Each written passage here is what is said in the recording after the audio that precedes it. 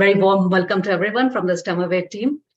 We're still lining up our virtual internship projects, but this one project has already made such a splash with the overwhelming amount of support in the polls. That's the reason why we are here today. Us at STEM, like the team, the mentors, we are super excited about this project. Why? One, it's related to a really hot topic, generative AI, specifically AI code assistance.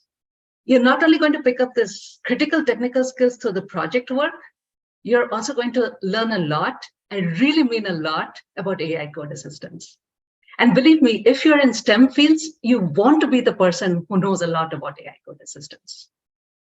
Also, this project is deliciously multidisciplinary. So what you see on our platform is just a blueprint. You can take it in any direction you wish.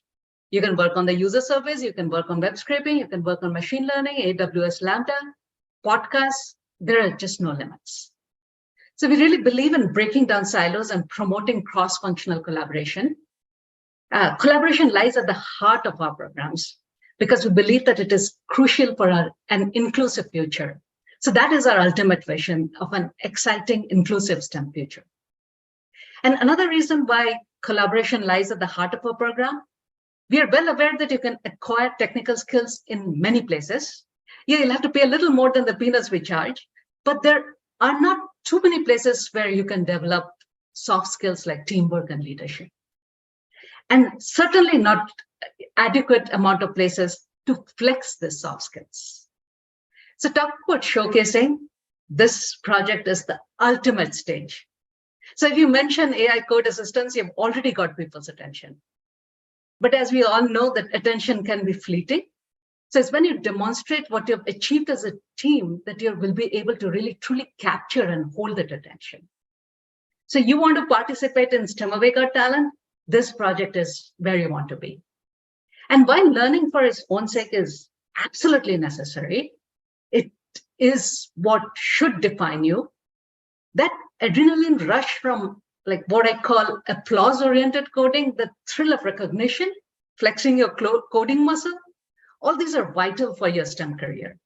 Because once you're confident, you can truly embrace the joy that is there in STEM. Also, and this is the last point, and it is kind of the cherry on top, this project really mimics real life. Like you can sentiment analysis the daylights out of Twitter posts, and while that is a useful starter project, it's just that, a start. And this project will take you a step further in what the complexities, the realities of industry work. So with that, I'd like to hand over the stage to Colin to talk about the real life aspects and other details of the project. And Colin is not just a mentor, he is my trusted brainstorming partner, fun times. Past interns have loved working with him and for very good reasons. And so Colin, the floor is all yours. Thank you very much for the introduction, Debolina. So everybody, my name is Colin Magdamo, and just for a little bit of background context, I am a data scientist at Harvard Medical School, where I focus on applied survival analysis, as well as some language processing tasks. So in a lot of the applied research that we've been doing in our group, we're very interested in predicting dementia, the stage of dementia, and trying to get early detection algorithms deployed in reality. So I've had a little bit of research experience, I've had a little bit of industry experience, and I think that projects like this are an amazing blend of both of these approaches, because as Debolina alluded to, you really have to charter your own path to understand what is valuable in the data that we're collecting. And ultimately, if you're interested in working in machine learning, data science, data engineering, et cetera, the end goal is to derive some kind of value out of information. And that's what we're going to be doing here. So the idea here is that we want to understand everybody's experience with these coding assistants, and they're getting more common. They're becoming integrated, not just in education, where students are using them to learn new technical skills.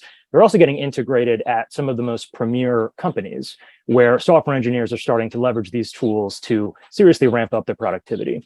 So they're going to be the lingua franca of how people are performing software engineering, whether you embrace them or reject them.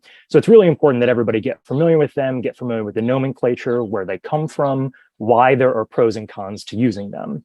And so that's what, again, we're going to be doing here, is trying to figure out everybody's experience with these coding assistants.